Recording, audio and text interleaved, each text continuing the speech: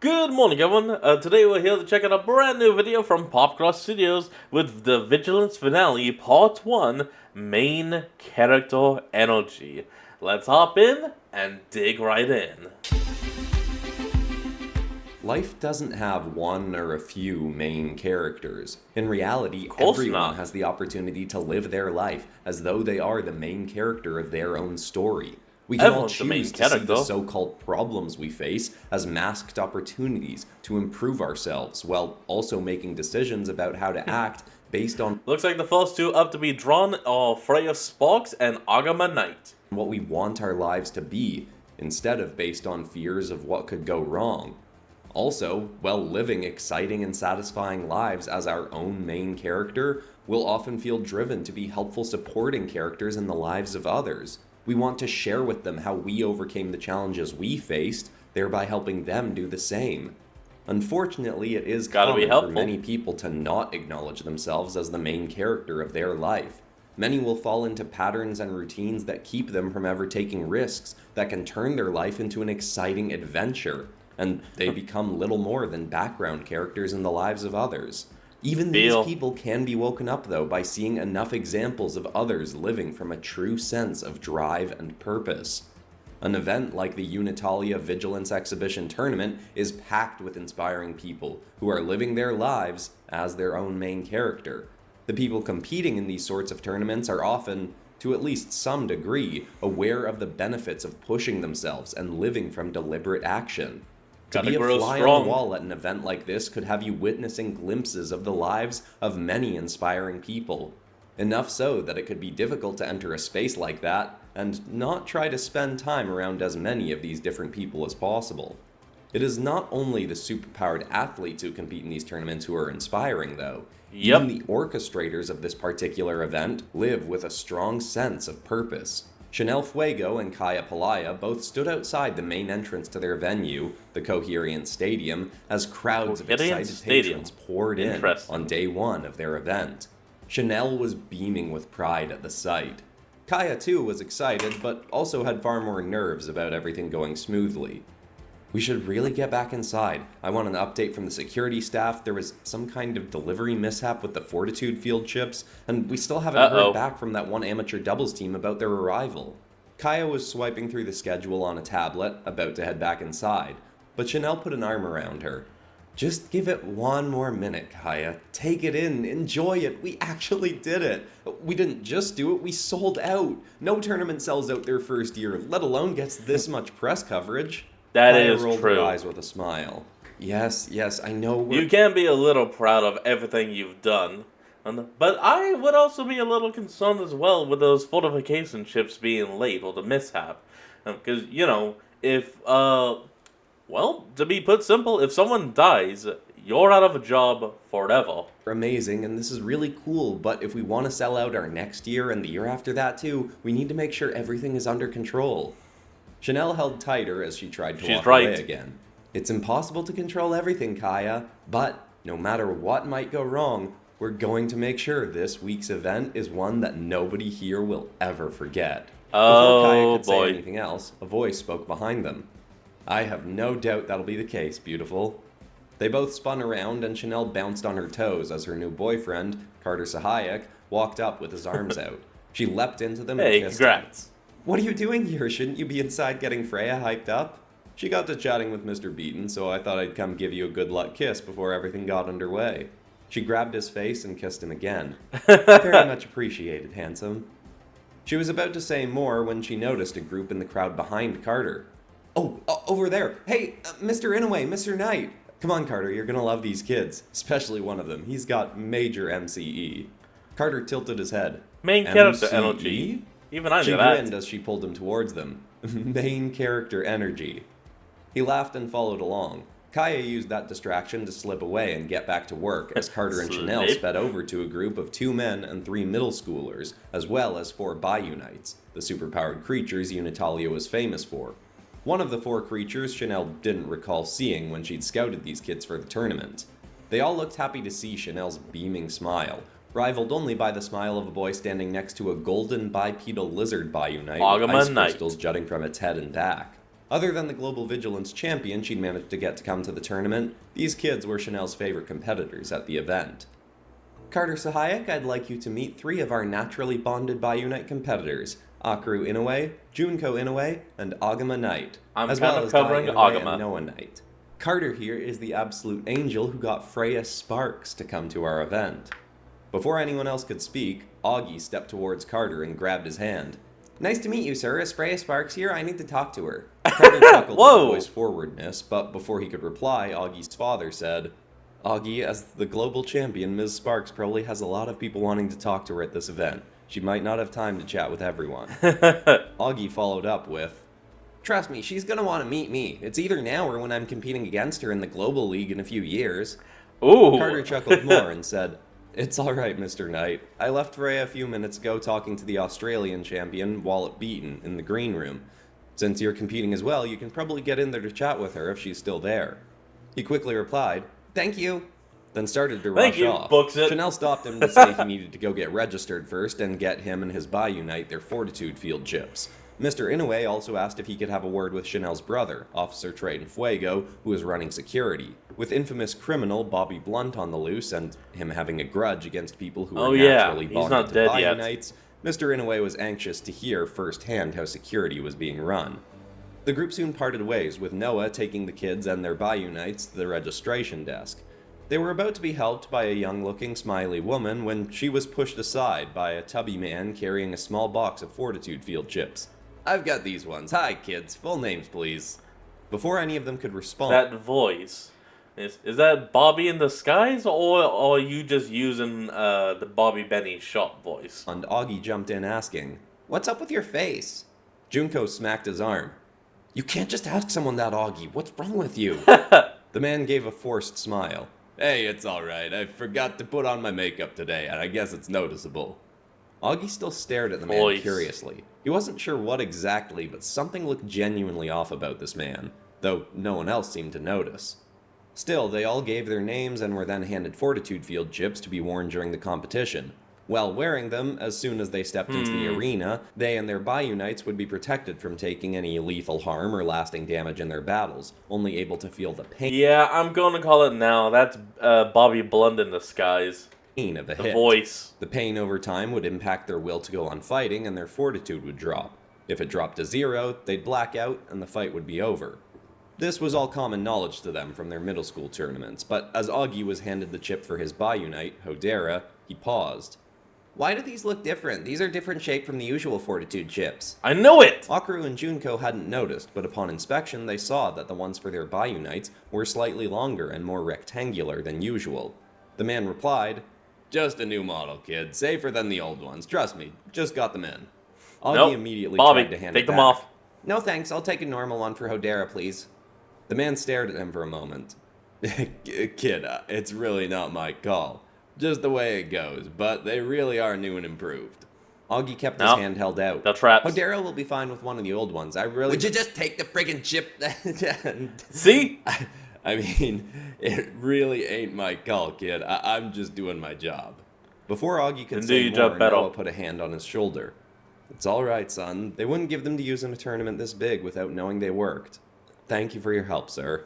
They walked away and Augie put the chip on Hodera, but wasn't sold on using it. Soon, though, he was distracted from the ordeal as he walked into the green room, out of the crowds, and saw a few dozen competitors. His eyes scanned the room before falling onto the Australian champion, Wallop Beaton, in conversation with the global champion herself, Freya Sparks.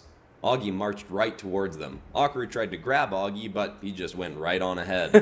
Hello, Mr. Beaton. Hello, Ms. Sparks. I'm Agama Knight, and this is Hodera. It's nice to meet you. He interrupted their conversation, but Wallop just chuckled as he shook the kid's hand. Bold little Ankabite, ain't you, mate? Good to meet you, kid. Cool-looking critter, too, but hey, don't you need one of them bracelet things when you got yourself a Biounite? Augie shook his head. Nah. Bond bands are pointless when you can make a natural bond with a Biounite. The connections people make with those bands are fake, so they're never as good. That's why there aren't more Biounite fighters making it to the Global League. They're all using bond bands, so their bonds are worse, and they can't fight with their Biounites as good as me. Exactly. Augie then shook Freya's hand, who was still taking in Augie's demeanor. Ms. Sparks, how long do you plan on being the Global Vigilance champion? She was caught off guard by the question, but replied, I guess as long as I can. But since I'm trying more new fighting styles, my wins aren't as guaranteed as they used to be. Well, stay in as long as you can. You're a super cool fighter, and when Hodera and I become the global champs, I want it to be because we were able to beat you for the title. Wallop started cracking up, and Freya couldn't help but laugh a bit herself. I'll do my best. And I like your optimism. It's not optimism, Ms. Sparks. Hodera and I are just better fighters than most people, so it just makes sense that we'll be the champions one day. This time last year, Freya would have found this kid incredibly annoying, but now she just found him entertaining. Alright, Yeah, fair agreed. enough. Have you ever been told that you're kind of a lot, Agama? Only by people who aren't very much, he replied without skipping a beat. Wallop started cackling even more. This kid is the best. Maybe I should step down and you should fight with him. Augie's eyes glowed at that idea, but that wasn't a real option for the tournament, as they not were in different unfortunately. leagues. Being an exhibition tournament meant that not everyone there was competing for one prize. Instead, the event was focused around showing many different types of competitions. The biggest news was that it was the first tournament with significant press coverage to bring back doubles competitions, where two fighters would team up to take on another two. Some doubles leagues around the world had been picking up attention over the last few years, but none yet with this kind of publicity. Adding It's on to the big. intrigue of that was the fact that four of the biggest named fighters in the sport, who'd all just competed with each other in the prolific Unitalia Invitational Tournament, were going to compete in their first ever doubles match as the closing event. They were also each Ooh, it's competing gonna in a be regular big. singles bracket throughout the event, but that wasn't being talked up nearly as much, and was basically being treated like more of a warm-up. Augie and his friends were competing in a Biounite-specific youth tournament, starting with a classic singles bracket. Afterwards, Very the four classic. highest-ranked fighters of that would compete in a doubles match of their own. On top of that, there was one more amateur doubles league bracket occurring as one of the main events. It pulling from amateur leagues from around the world meant it wasn't nearly as high profile as the events Sparks would participate in, but still promised to be an interesting bracket. Oh, it's Still, all going to be even knowing he interesting. couldn't fight with This is Freya in big. the tournament, Augie reiterated that he was sure he'd fight with or against her someday. Wallop and Freya enjoyed more of the boy's boisterous attitude before he said, I know you're both busy, but do you want to meet my friends too? I think they're too scared to come and talk to you. Augie pointed directly at Junko, Akaru, and their Biounites. They both looked away as if they hadn't been staring that entire time. Freya and Wallop both agreed, and the Inoue twins nervously introduced themselves. They had a brief chat before Freya said she had to be off to check on something before the day's events began. What she really meant was she wanted to see if she could get a moment alone with her new romantic flame. She wore a hood as she wandered around the venue. Okay, I don't know why that was a cut from him, but that is a perfect point, a perfect part to make a joke. Considering that Trenton and he has both the last name Fuego, which means fire, and also a fire ability. Literally a romantic flame. Getting recognized a few times, but doing her best to quietly sign autographs, then go on looking. Finally, just outside the main security room, she found him. Officer Trayton Fuego, deep in conversation with a bearded bald man with a Biounite. Freya didn't know at the time this was the father of the two timid twins she'd just met. She only heard the tail end Now of you're the on your way. conversation as Mr. Inoue said, So you don't Inoue. think there will be any conflict with me having worked for Avaret then?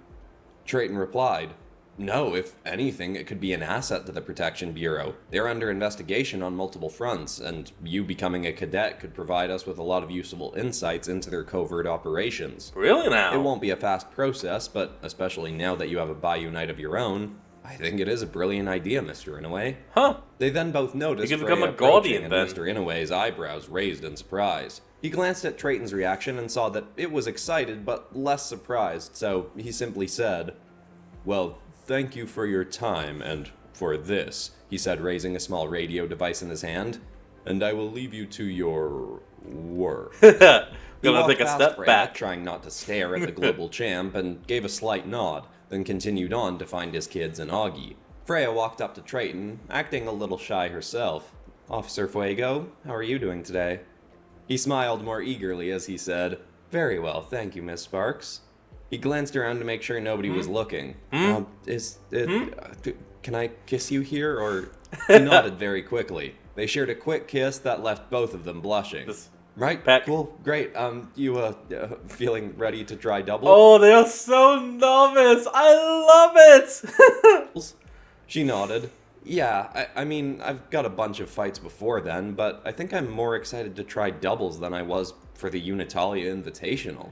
How about you? Everything going smoothly? Any word on that Bobby Blunt guy? He shook his head. Unfortunately not. I was really hoping we'd have caught him before this tournament. He's Nikki in and the the other tournament, officers I on know it. site mostly think he'd be crazy to try anything at an event this stacked with security, but because it would be crazy, I think that's exactly why he might do it. This event is the first fully publicized tournament blatantly showing off naturally bonded Bi-Unite fighters, which is exactly the kind of people Blunt was targeting. I think we need to be ready for anything, no matter how crazy it may seem. Freya suddenly thought back to the kids she'd just met. All three of them had natural bonds with their Bi-Unites. Freya hadn't known a ton about Bi-Unite partnerships before, but Carter had updated her on how a small revolution of bond-ban-free fighters were starting to pop up in Unitalia. Viva On top la of that, revolution! This I can't say wasn't that. public knowledge, but Trayton had told Freya that the Protection Bureau suspected the Averitt Corporation, creators of the bond bans, had hired Bobby Blunt to try and make those with natural bonds look as bad as possible on the public stage, while also helping develop some kind of new, superpowered mechanical augment, referred to as Project Biomech. Freya said, Well, I know what he looks like, so if I spot him, her whole body lit up in yellow sparks. I'll let him know what I think about the time he almost killed you. Zap, He zap! grinned. You could get in a lot of trouble for attacking someone with your powers outside the arena. Damn it. Even a criminal Fine. like Blunt. She smiled and kissed him again, this time more confidently. I've gotten pretty good at handling trouble. Trayton would have loved to spend the rest of the day sneaking off with Freya, but he still had lots of work to do. They parted ways so Freya could go to her first bracket of her singles matches, Alright, and okay, Trayton went here to we go. find another of the naturally bonded Bi-Unite competitors. The only one of the fighters who had actually come face to face with Bobby Blunt herself. Trayton found her in the green room after many of the fighters had gone out to watch the first fights. There were still a few Bi-Unite Oh yeah, the competitors in chameleon there, girl. including Augie, who was Camilla, talking that was intently with one of the kids who did use a bond band. He seemed to be investigating the neck of that kid's Bi-Unite. Trayton hadn't met Augie yet, but knew plenty about him from his sister Chanel talking about how unique he was. He intended to go up and introduce himself after talking to Camille. Camille Hodzio was there with her Bi-Unite Kamaua, as well as her two friends who'd also gone up against Blunt, Hendrik Rocco, Rosie Lazaro, and their own Bi-Unites. Her friends weren't competing in the tournament, but they were there for more support. Trayton walked up, standing tall and proper, but giving a warm and friendly smile. Camille, Hendrik, Rosie, Excuse me, kids. of course your Bi-Unites as well. It's good to see you all. Feeling ready, Camille? She nodded. Yeah, I mean, sort of. Pretty nervous, I guess. I've fought in a bunch of high school tournaments now, but nothing with nearly this many people watching. I think the crowd for the youth Bi-Unite battles are smaller than the main stage fights, but, you know, it's still a lot. Rosie put her hand on Camille's and rubbed it encouragingly. That instantly seemed to calm her down. Trayton was just glad she wasn't thinking about Blunt.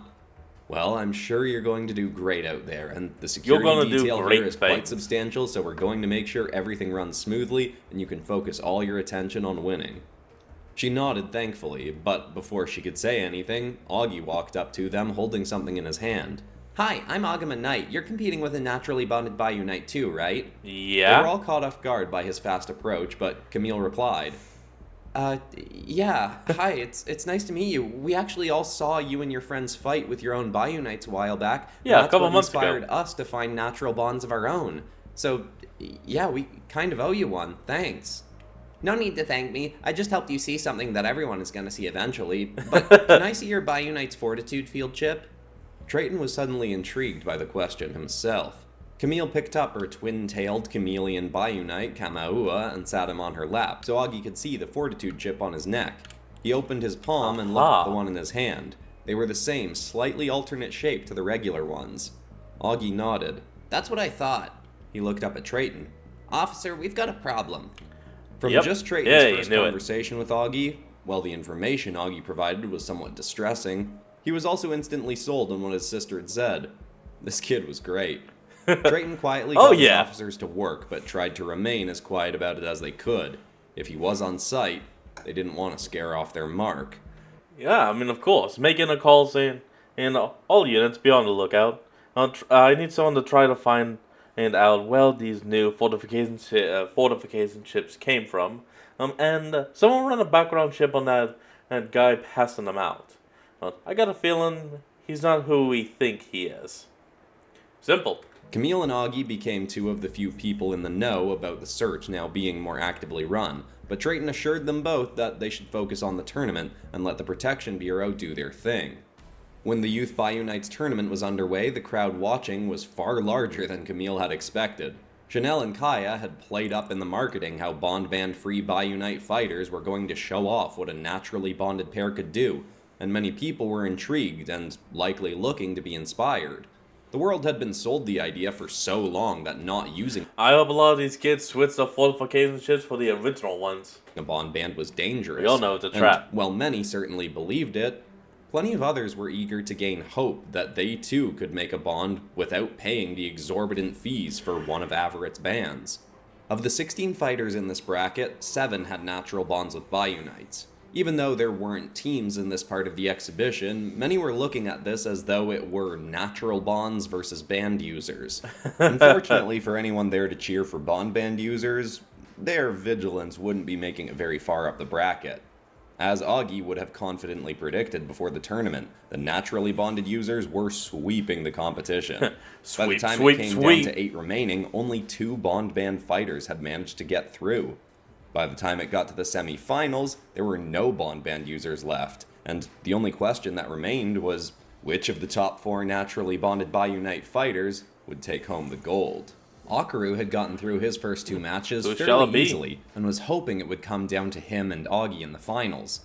But before getting there, he was put up against Camille, who provided much more of a challenge than he expected. Akaru and his Bayou Knight, Hopalima, versus Camille and Kamaua was one of the standout fights from that branch of the exhibition. Both fighters started the battle bonded with their Bayou Knights, so Akaru had long stone arms, and Camille's legs were converted into lizard-like appendages, and she had a thick tail. The arena they were fighting in was covered in grass and dirt in the middle, and surrounded by boulders of varying sizes just inside the metal walls of the arena that led up to the crowd watching from about 20 feet above. To protect the crowd from flying projectiles, there was a translucent, nearly invisible barrier that domed over the field between them and the fighters. Useful. The coherent stadium also had open-air arenas, so the bright midday sun beamed down on the match about to begin. When it started, Akaru used his massive hands to fling himself off the ground into the air above Camille. He spun like a top towards her with his palms spread out, ready to smack her across the arena. She let him get close, nearly hitting her, then her legs converted into the dirt she was touching with her feet. She sunk into the dirt beneath her, up to her waist, and Akaru's spinning slap missed her as he landed on the ground behind her. Camille sprung out of the dirt into a backflip and smacked Akaru with her tail. He managed to turn his stone shoulder into the path to block it, but he was still flung back into a boulder. He quickly recovered and wrapped his stone hands around the boulder, then raised it above his head. He hurled it with surprising speed towards her, but Camille leapt up and landed on the rock as it continued across the arena. She quickly absorbed the stone material, converting her legs and tail to rock, and leapt off it back towards Akaru. She rolled across the ground just in front of him, used her tail to fling herself upwards, and kicked him in the chest. He flew back and smashed into the arena walls. But Camille was on him again soon. She kicked a foot right towards him, but he dodged aside, and she struck the wall. As soon as she did, though, her foot turned from stone to metal. She swung it sideways and smacked Akaru against the side of the head, sending him rolling across the wall. Camille jumped up into the air and flipped again, swinging her tail once more down towards Akaru. But this time, despite being disoriented, he thrust a hand up and caught her tail. He swung her over his head and slammed her stomach down onto a boulder, knocking the wind out of her. He flung her over again and slammed her onto the dirt on its other side, then I wonder what all a chameleon can actually use with all chameleon. Swung her up, smashing her face first into the wall of the arena. Oh, that's The crowd was going wild for their entire brawl. But, up in a maintenance room with a small window looking out over the action, the chubby-looking man from the registration desk was also intently watching. I knew with his thumb twitching over the dial on a remote. Alright, come on, there's no reason I couldn't do it now. It's a good fight, ending it here would really stick it to that Camille kid. No. But, if she don't make it to the final round, I'm gonna be kicking myself for this.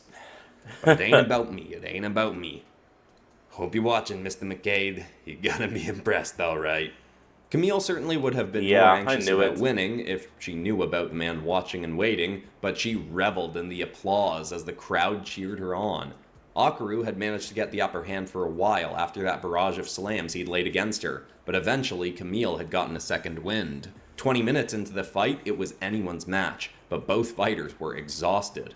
Camille managed to scramble up the wall of the arena to take a moment to rest, but Akaru raised a boulder half the size of his body in one hand and used his other hand to fling himself into the air. He reeled back the boulder to throw it, but as soon as he was mid-toss, Camille sprung off the wall right towards him.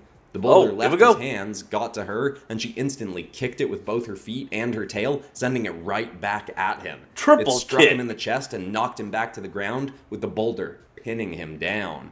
She landed down near him, ready to land a final strike with her tail, but his fortitude had dropped to 0, and he was out cold. He was unconscious. She rolled the boulder off him, That's then a win. raised her hands in excitement. Camille had won. She was ecstatic. But her leering onlooker was excited about the win as well.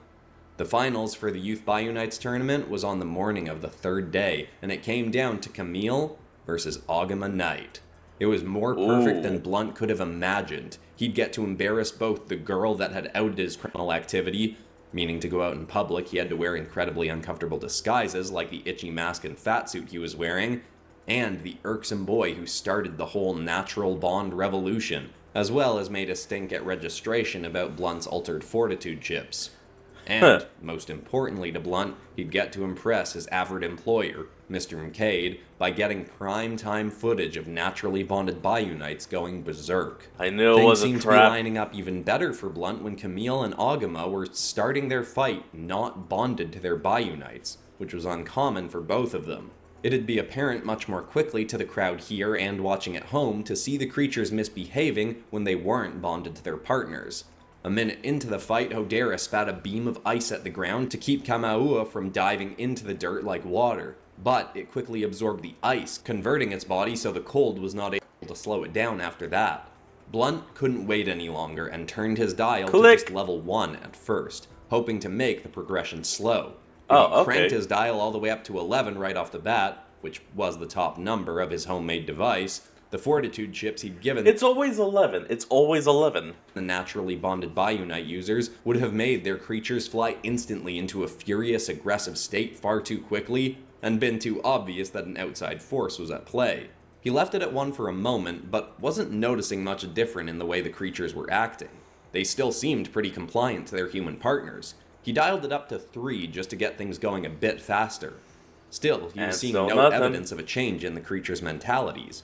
Hodera and Augie soon after bonded together, and Blunt knew Camille would likely do the same soon as well. The chips would still work, but there was more of a risk of the human partners being able to control the Bionite if they were bonded, so Blunt just cranked it all the way up, throwing subtlety out the window. But, to his fury, even at 11, the Bionites were acting no different. Pounding his fist against the wall, he grabbed a camera of his own making and zoomed it in on Kamaua. When the feed coming through stabilized, he was able to see the fortitude field chip on the Bionite's neck. It wasn't one of the ones he'd given the kids. He then noticed fast movement in the halls behind the crowd on the opposite side of the arena. He zoomed back out a bit and looked through the camera to see Protection Bureau officers talking on their comms in a full sprint. In fury, he smashed his camera on the ground, leering one last time at Agama. I don't know what you done did, kid, but you just hit the top of my list of little rats that I'm gonna drown. He tossed his dial to the ground and marched out of the room. He made his way to the stairwell and was headed down. You know what? That would have been the perfect moment to instead say gopher instead of rat. As Protection Bureau officers came storming up. Actually, I guess a gopher technically is a type of rodent. Rushing past him. Through one of their comms, he heard, "Camera in the room is scrambled, but he's still in maintenance room B. Don't enter without backup." Blunt pretty quickly pieced together what had likely happened. Augie had told the officers about something being off with the chips given to the naturally bonded Bionites. They then replaced them with normal ones, and figured out how to trace Blunt's location through the chips once he activated them. He had been smart enough to toss his remote, which was sending out the activation signal, but still, Blunt kicked himself for not taking the extra time to make his chips identical shape to the normal ones. He thought the difference was subtle enough that nobody would notice. Unfortunately, not he someone didn't like know Augie. Augie McKnight very well. When he'd gotten past the officers and nobody was looking, he pulled down part of the fake flesh covering his illegal augment arm and flicked a switch on it that he'd recently installed just in case. He pulled the fake skin back up and continued through the site. By the time Blunt got downstairs, he'd figured that the officers had likely found out that he'd ditched his tech and gone, so he started speeding up. He shoved open the door and Gotta make a almost run. ran directly into Noah Knight, Augie's father. Oh. Noah clearly recognized the man, and his hand twitched, making Blunt notice a Protection Bureau radio held in it. Blunt should have kept moving, but was far too eager for revenge on Augie. Ah, what the heck. You can be my example to the kid of what happens when someone snitches on Bobby Blunt. Oh crap. Blunt's right arm suddenly burst into sparks of green electricity, and the fake rubbery flesh on his arm started to melt away. To Blunt's surprise, Noah didn't raise the radio, as Blunt raised his sparking arm towards the man's face. Instead, he just called out, "Die?" Blunt replied, Oh, you're gonna die alright. but that's not what Noah meant. Blunt was suddenly punched Yeah, not D-I-E, D-A-I. in the side of the head by a massive, furry steel fist. He rolled across the cement and slammed into a pole. If his augment arm didn't provide his full body with some elevated durability, he likely would have been unconscious, but he quickly picked himself Should up have been. as his assailant approached. This may hurt my chances of becoming a Protection Bureau officer, but I'm going to show you what happens when you threaten the safety of my children, my friends, or their Bayou Knights, Blunt. Hey man, as long as you don't kill him, you should be fine. Dai Kill him. Inoue stomped towards Bobby, bonded to his own Bayou Knight, Onitala. He had two burly metal arms up to his shoulders, and a somewhat out-of-place looking mane of luscious black hair draping down from his once bald head. Noah called through the radio and was alerting the Protection Bureau of where Blunt was. He didn't have time for a fight. He thrust his augment arm forward and shot a burst of lightning at Dai. Dai put one palm to the ground and stuck the other forward. The lightning went right through him into the ground, and he kept coming. Oh, hell Blunt yes! activated a different function of his arm, and a red translucent-like construct wall appeared between him and Dai.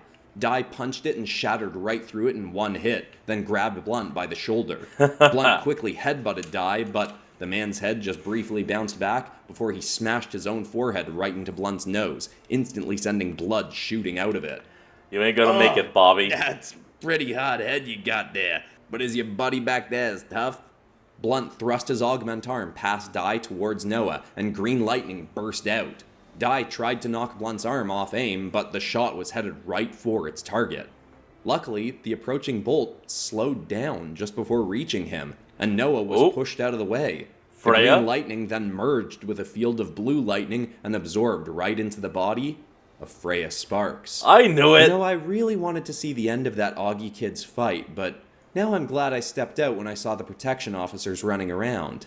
You tried to kill Trayton. Sure did, girlie. What's it to you? And what's the most boring world champ in Vigilants? Oh, well, let's see. Trey didn't hold no boyfriend, so... Yeah, you are gonna die. What's history gonna do about it? She looked at Dai and nodded her head backwards. He seemed to understand and hurled Bobby towards her. While he flopped through the air, Blunt made a large red light fist appear around his own. He tried to punch Frey in the head, but she slowed him with her blue electric resistance field, stepped aside, and punched him in the side of his head, Boring or knocking him not, to the ground it again. works. From the ground, his arms started sparking green once more, but she stomped on it, then grabbed the green energy core she could see through the melted rubbery flesh and ripped it out. Give yourself stolen augmented powers all you want, Blunt. That doesn't make you a good fighter. You're still worthless against people who actually train to use their gifts. The sarcastic smile Blunt had maintained till that point vanished. Worthless? Worthless, huh? Let's see who's worthless now that my plan B is here. As he Plan said B. that, Freya's eyes darted up to something approaching across the parking lot. It was some kind of writhing mass of liquid metal, almost looking like a bigger version of Blunt's augment arm, had been chucked into a blender and melted down. She aimed her palms, shifted to her yellow electric combat field, and fired a bolt of lightning at it. But the mass just absorbed it and kept coming. It flung itself forward and thudded right onto Bobby on the ground. What He then the thrust his fist hell? towards Freya. She saw it coming and switched back to her resistance field, but as his arm converted to a massive liquid metal limb, it didn't slow down at all. It struck her in the stomach and sent Freya flying backwards. She thudded It into the wall. resisted. Dai tried to run over and grab Blunt, but he aimed his new massive metal appendage, and the barrels of a minigun popped out of it. It was surprisingly quiet as it fired, but he started unloading bullets towards Dai, who crouched down Holy and held crap. his metal arms out to protect himself. As Bureau officers emerged from the building, Blunt ran off, firing backwards. Freya, Noah, and the officers dove to the ground behind cover, and by the time they could look up to see where Blunt had gotten, he was tossing Wait, is that the biomech thing? away a manhole cover and leaping down into the sewer system. Protection Bureau officers went in after him, but he was gone. He'd planned out multiple escape routes and soon was back on the outskirts of the city, hiding damn. away between two dumpsters and an alley, still fuming. Worthless. Worthless, she says. I'll turn you into electric paste and show you who's worthless, you sparking rat punk. He tried to regain his composure and pulled out a phone, dialing Mr. McCade. He wanted to make sure he could tell the story before McCade heard it from whatever news sources learned. Hello? Hey, Plans Mr. failed. McCade. Look, so I know you told me to back off a bit, but I thought I could get that footage of the Bayou Night kids by... Who is this? Mr. McCade interrupted. Oh. Yeah, haha, very funny. It's Blunt. But for real, I went to the exhibition tournament and If by that you mean you're the criminal Bobby Blunt, I'm not sure why you're calling this number, but you had better hang up this instant or I will trace this call and inform the Protection Bureau of your position. Okay. No. This guy is trying to save face, so I'm not sure if he's doing that solely for his own good or solely for the company. But either way, he is turning his back on Bobby.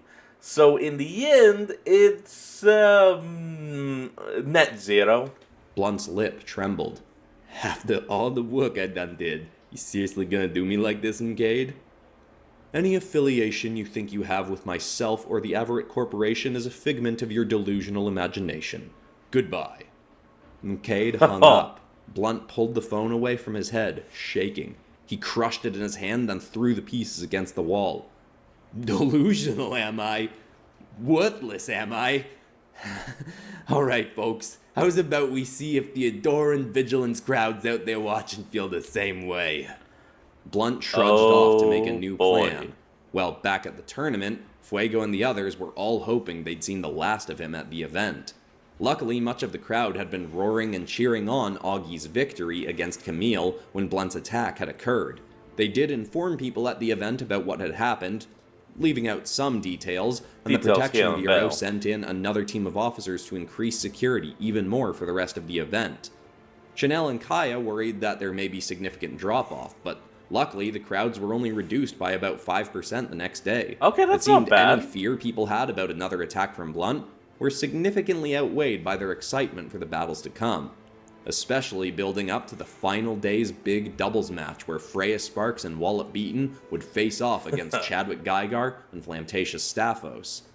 All up, You know, in this whole series, he has not drawn Flamtatius at all. Oh, probably going to draw him in the final episode. eyes would be on Hopefully. that event, making it exactly the moment when Blunt would want to strike next. Yeah, I kind of have a feeling this is going to be a big finale. Bobby's going to return in some kind of like overpowered mech. There's probably going to be some kind of explosion, and he's going to die as a result. Well, I really hope you all enjoyed part 1 of the Vigilance season finale. Hell yeah! I'm super excited to get into part 2, and you won't have to wait very long for it because it's coming out on Friday. And within a few weeks after that episode coming out, I will also be releasing the Vigilance book, which I'm super excited about. I've started Nice. formatting it, and it's coming together pretty quickly. Mostly, I'm just... Alright everyone, that is going to be the end of today's video, and I hope you all enjoyed this. Remember to like, comment, and subscribe for more. Link to the original will be in the description below. So remember to support the original creator and all they do, and I'll see all of you next time when we flick back on. Till then, this is Fox, signing out. Peace.